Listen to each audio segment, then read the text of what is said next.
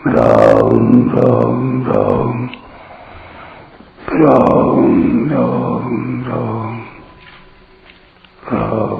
राम राम नारायण नारायण। जो मनुष्य अपना कल्याण चाहता है उसकी श्रद्धा सात्विकी होती है, और जो मनुष्य इस जन्म में तथा मरने के बाद भी सुख संपत्ति को चाहता है, स्वर्ग आदि को चाहता है, उसकी श्रद्धा राजसी होती है।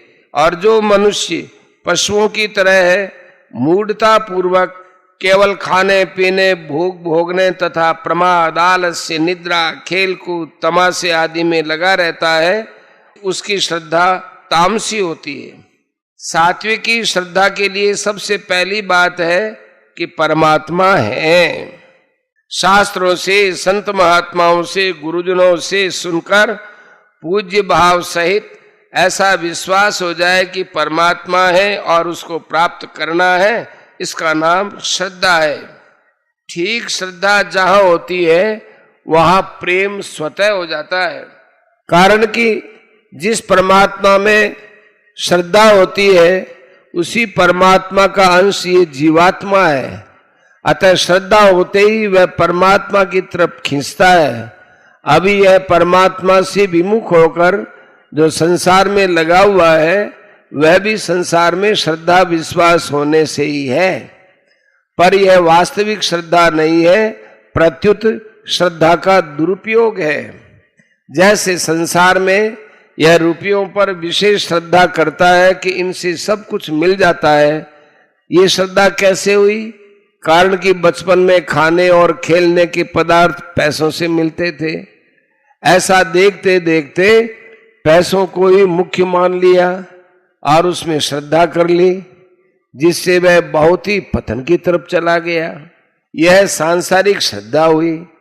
इससे ऊंची धार्मिक श्रद्धा होती है कि मैं अमुक वर्ण आश्रम आदि का हूं, परंतु उससे भी ऊंची श्रद्धा पारमार्थिक परमात्मा को लेकर है। यही वास्तविक श्रद्धा है और इसी से कल्याण होता है। शास्त्रों में, संत महात्माओं में, तत्वज्ञ जीवन मुक्तों में जो श्रद्धा होती है वह भी पारमार्थिक श्रद्धा ही है। सांसारिक श्रद्धा में भोग की, धार्मिक श्रद्धा में भाव की और पारमार्थिक श्रद्धा में तत्व की प्रधानता है। जिनको शास्त्रों का ज्ञान नहीं है और संत महात्माओं का संग भी नहीं है, ऐसे मनुष्यों की भी पूर्व संस्कार के कारण पारमार्थिक श्रद्धा हो सकती है। इसकी पहचान क्या है? पहचान यह है कि ऐसे मनुष्यों के भीतर स्वाभाविक ये भाव होता है कि ऐसी कोई महान चीज है जो दिखती तो नहीं पर है अवश्य। ऐसे मनुष्यों को स्वाभाविक ही पारमार्थिक बातें बहुत प्रिय लगती है और वे स्वाभाविक ही यज्ञ दान तप तीर्थ व्रत सत्संग स्वाध्याय आदि शुभ कर्मों में प्रवृत्त होते हैं। यदि वे ऐसे कर्म न भी करें तो अभी सात्विक आहार में सात्विक रुचि होने से उनकी श्रद्धा की पहचान हो जाती है। मनुष्य, पशु, पक्षी, लता वृक्ष आदि जितने भी स्थावर जंगम प्राणी हैं, वे किसी न किसी अंश में अपने से बड़ा अवश्य मानते हैं और बड़ा मानकर उनका सहारा लेते हैं।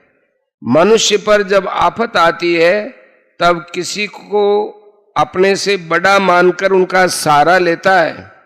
पशु पक्षी भी अपनी रक्षा चाहते हैं और भयभीत होकर किसी का सहारा चाहते हैं। लता भी किसी का सहारा लेकर ही ऊंची बढ़ती है।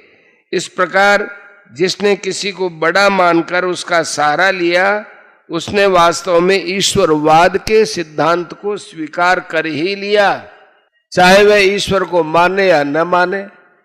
इसलिए आयु, विद्या, गुण, बुद्धि, योग्यता, सामर्थ्य, पद, अधिकार, ऐश्वर्य आदि में से एक एक से बड़ा देखें तो बड़प्पन देखते देखते अंत में बड़प्पन की जहां समाप्ति होती है उसी का नाम ईश्वर है।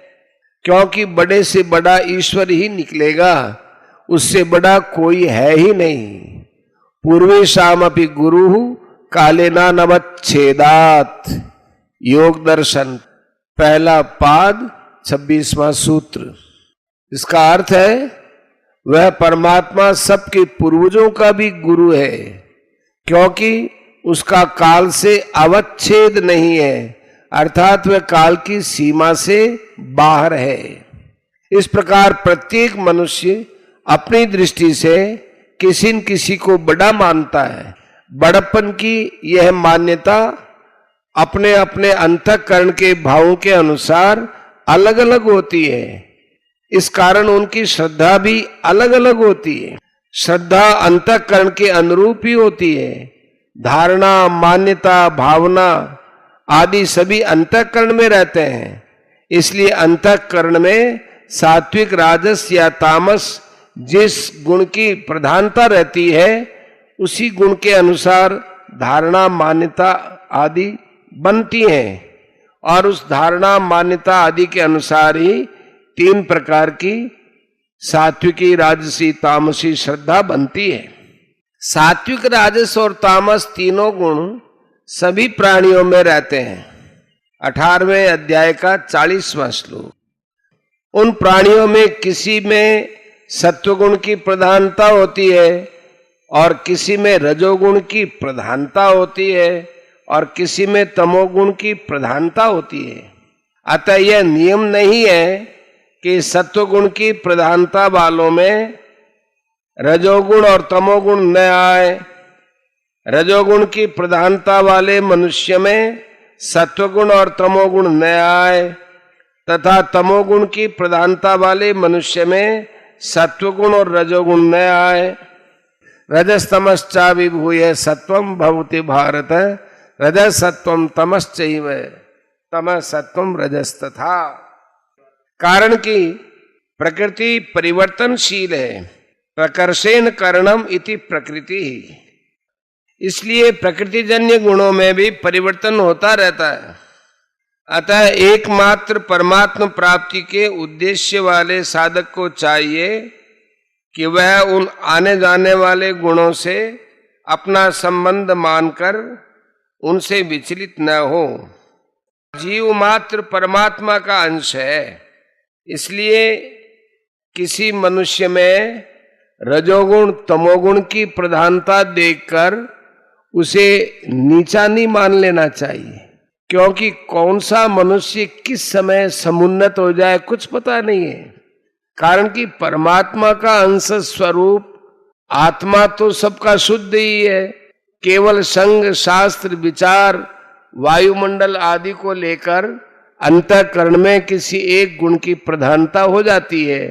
अर्थात जैसा संग, शास्त्र आदि मिलता है वैसा ही मनुष्य का अंतःकरण बन जाता है, और उस अंतःकरण के अनुसार ही उसकी सात्विकी, राजसी या तामसी श्रद्धा बन जाती है। इसलिए मनुष्य को सदा सर्वदा सात्विक संग, शास्त्र, विचार, वायुमंडल आदि का ही सेवन करते रहना चाहिए।